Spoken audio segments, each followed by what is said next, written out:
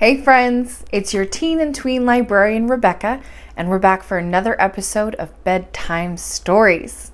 Last episode, we saw our trepid explorers figure out that they are, by that point, actually underneath the ocean in their downward descent towards the center of the earth, which honestly is kind of a nightmare of mine. I fear the sea. I cannot even imagine knowing that you have an entire ocean above your heads. That would be, to me, terrifying. So the fact that they handled it so calmly was impressive to me. Today, we are going to see them take a day of rest, which is the title of the chapter, and we'll see just how they spend that time, how they feel about where they are, and where they plan to go next. Enjoy.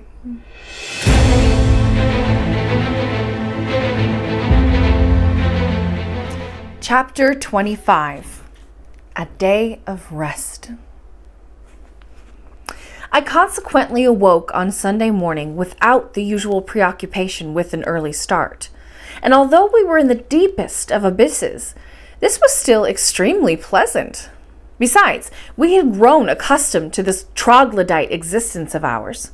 I hardly gave a thought now to the sun, stars, and moon, trees, houses, and towns, all those terrestrial superfluities which men who live on the surface of the earth have come to regard as necessities. Living as fossils, we did not give a jot for these useless wonders. The grotto formed a huge hall, over whose granite floor flowed our faithful stream. At this distance from its source, its water had only the temperature of its surroundings and could be drunk straight away.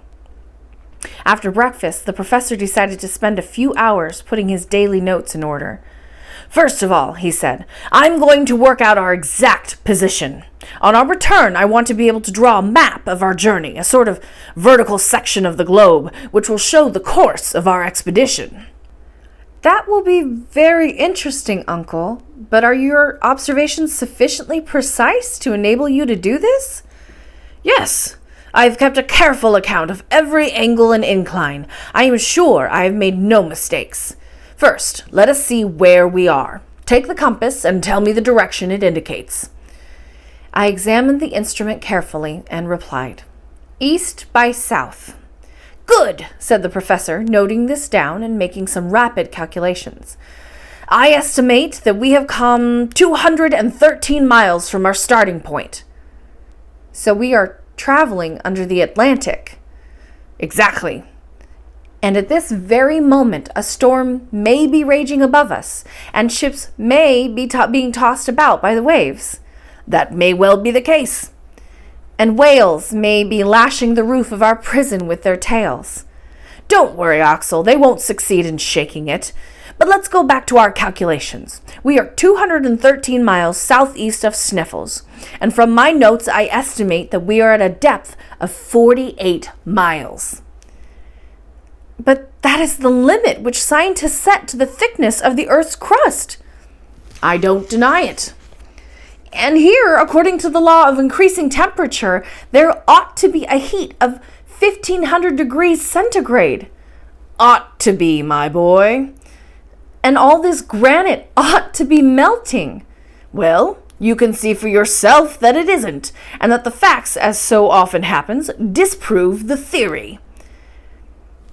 "I'm obliged to agree, but I can't help feeling surprised." "What does the thermometer say?" 27.6 degrees. "Therefore, the scientists were wrong by 1,472.4 degrees. Therefore, the theory of a proportional increase in temperature is wrong. Therefore, Humphrey Davy was right. Therefore, I was right in believing him. What have you got to say to that?" "Nothing. In fact, there were a lot of things I could have said. I did not accept Davy's theory in any respect, and I still clung to the theory of central heat, even though I could not feel the effects of that heat. I preferred to think, in fact, that this chimney of an extinct volcano covered with a refractory coating of lava did not allow the heat to pass through its walls. But without stopping to prepare new arguments, I confined myself in taking the situation as it was. Uncle, I said, admitting that your calculations are correct, will you allow me to draw a vigorous conclusion from them? Conclude away, my boy.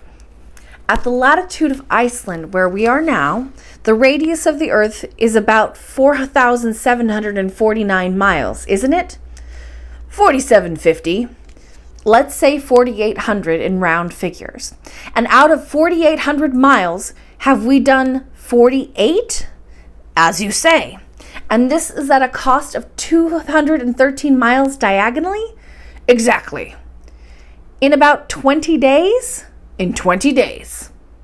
Well, 48 miles are 1/100th of the Earth's radius. If we keep on like that, it will take us 2,000 days, or nearly 5.5 years, to reach the center. The professor made no reply.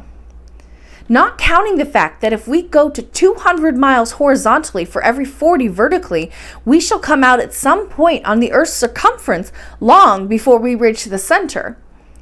To the blazes with your calculations, retorted my uncle angrily.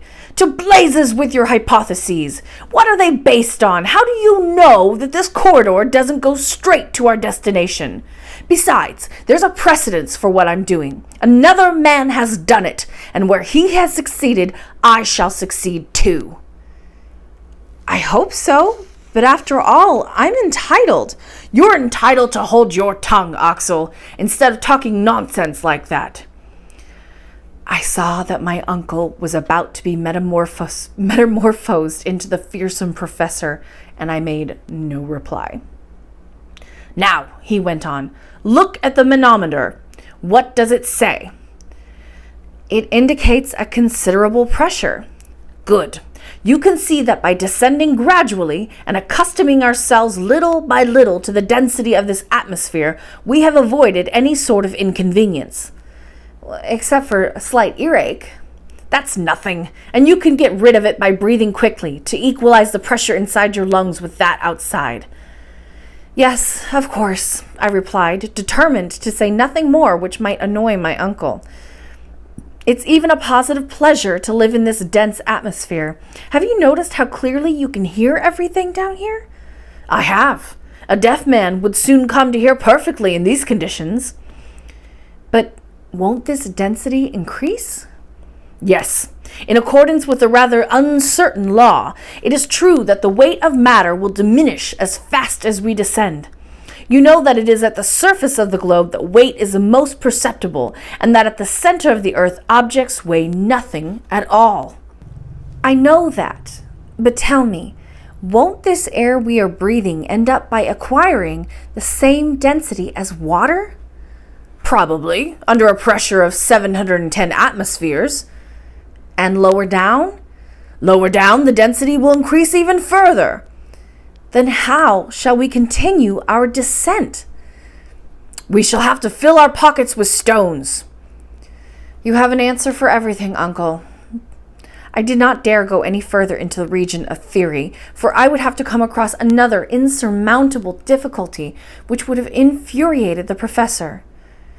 All the same, it was obvious that the air, under a pressure which might reach that of thousands of atmospheres, would end up by solidifying, and then, even if our bodies had survived as long as that, we should have to stop, in spite of all the reasoning in the world. But I did not put forward this argument. My uncle would have met it with his inevitable Saknussemm, a precedent which carried no weight with me, for even admitting that the learned Icelander's journey had really taken place, there remained one very simple question to be asked. Since neither the barometer nor the manometer had been invented by the 16th century, how had Saknussemm been able to tell when he reached the center of the earth? But I kept this objection to myself, and waited for events to take their course. The rest of the day was spent in calculations and conversation. I was always in agreement with Professor Liedenbrock, and I envied the stolid indifference of Hans, who, without bothering his head about cause and effect, went blindly wherever fate led him. And that's the end of chapter 25. Thank you for joining us for another episode of Bedtime Stories. Make sure you never miss an episode by subscribing to the library's YouTube channel. You can also find out what's happening at the library by visiting us on Facebook, Twitter, or Instagram. Or you can always just go to the library's website. I hope to see you again for the next episode of Bedtime Stories, but until then, be well and sleep well.